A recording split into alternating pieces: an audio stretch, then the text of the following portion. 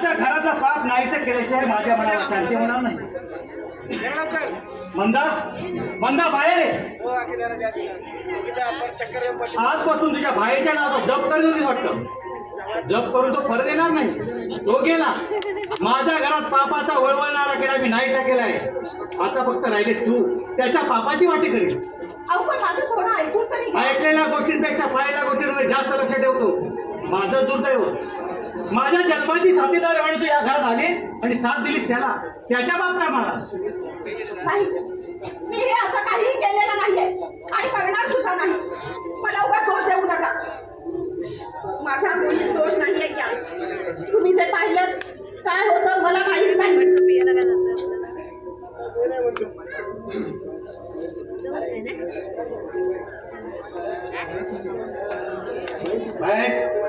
काय तिथे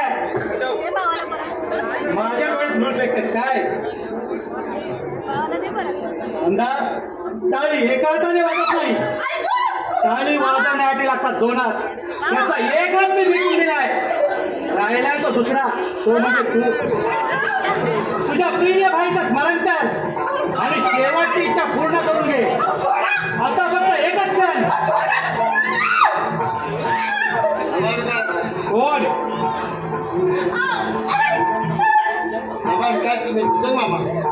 तिचा प्रेम आहे मला. आता ते शक्य नाही. मला या जगात जीवन देणं शक्य नाही. अजून बरेच सांगितलं ते पटलंय मला.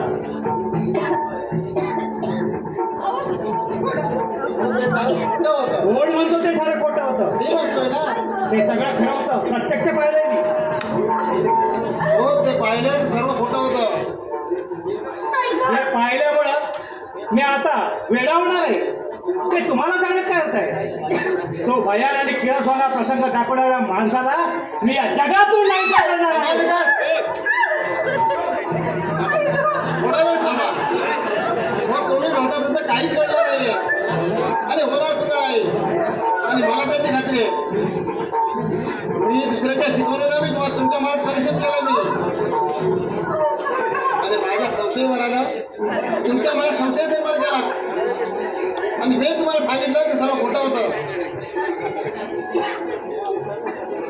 मी प्रकाश मत्स्य समूहाला बळी पडलो आणि मंदासाच्या पवित्र तुम्हाला नाच करायला कारणीभूत मीच आहे. हे खोटं खादाच खोटं बोलत आहात तुम्ही. स्वतःच्या बाचीचा प्राण वाचवण्यासाठी तिच्या वेगळी पवित्रता पगारी करतात तुम्ही. मला ते पटणार नाही.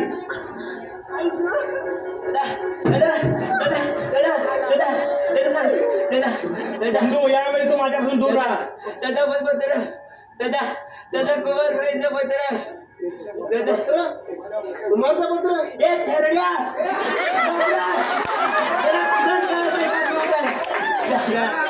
दादा माझ्या कुमार भाईचं पत्र एकदा वाचा दादा. फक्त एकदा वाचा दादा. प्रिय दादा, आज जे नीच आणि नित्य कृत्य माझ्या हातून घडलं, अशी तुझी समजूत झाली ती खोटी आहे. ते तसं कृत्य घडणं शक्य नव्हतं. खरंच ते शक्य नव्हतं. तू समजतोस ते नीच आणि पापी कृत्य करण्याचे मी सर्वस्वी सोंग केलं होतं. पण याचा परिणाम असा भयंकर होईल याचा मी दूरवर विचार केला नाही. त्यामुळेच एका भोळ्या सुशील व पवित्र जीवाच्या नाशाला मीच कारणीभूत होणार आहे. त्या नीच कृत्याच्या सोंगाचं कारण अगदी निराळं आहे. तुझं लग्न झाल्यानंतरही तू माझ्यावरची अपार माया कमी केली नाहीस. उलट माझ्या वहिनीकडे दुर्लक्ष केलंस. तिच्या हौसा, इच्छा आणि मन केवळ माझ्यासाठीच मारलंस. मी हे बघत होतो पण सहन करू शकत नव्हतो. म्हणून तुमच्यापासून दूर जाण्याचा निर्णय घेतला. पूजन मामाने तुझ्या मनात माझ्याविषयी संशय निर्माण होईल अशी घृणा वाटेल यासाठी माझ्यावर अनेक आरोप केले. पण तुझ्या थोर मनानं संशयाला बिलकुल थारा दिला नाही. हे असंच होत राहिलं तर वहिनीच्या सर्वस्वाचं होम करण्याचं पाप माझ्या माती बसेल असं मला वाटलं. म्हणून मी हा निर्णय घेतला. वाईट कृत्य करण्याचा बहाणा केला. तुझी माझी ताठातूट होण्यासाठी या मार्गाशिवाय दुसरा मार्ग नव्हता. याच्याशी माझ्या वहिनीचा काही संबंध नाही. अगदी निष्कलंक आणि पवित्र आहे ती.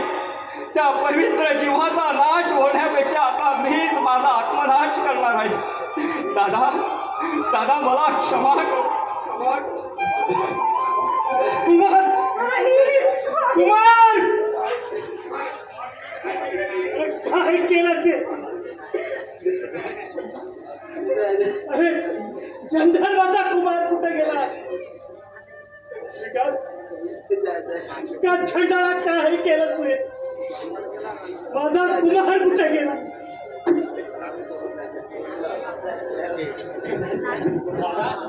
कुमार दादा मी आलोय. कुमार कुमार आलाच माझ्या लाडक्या. दादा मी कुमार नाही, मग मी नंदन आहे.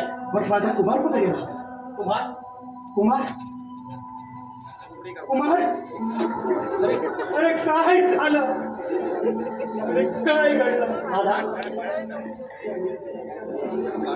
कुमार कुमार मला तू माझ्या लाडक्या. मी आलो आहे. कुमार मी आलो आहे. आई कुमार तुला शेवटचा भेट नाही. कुमार नाही. आई, काय झालं? तुला शेवटचा भेट नाही. कुमार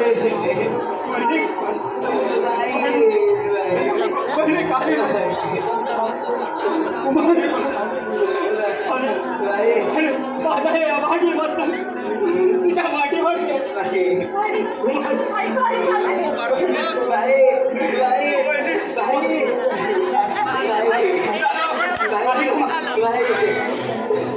तर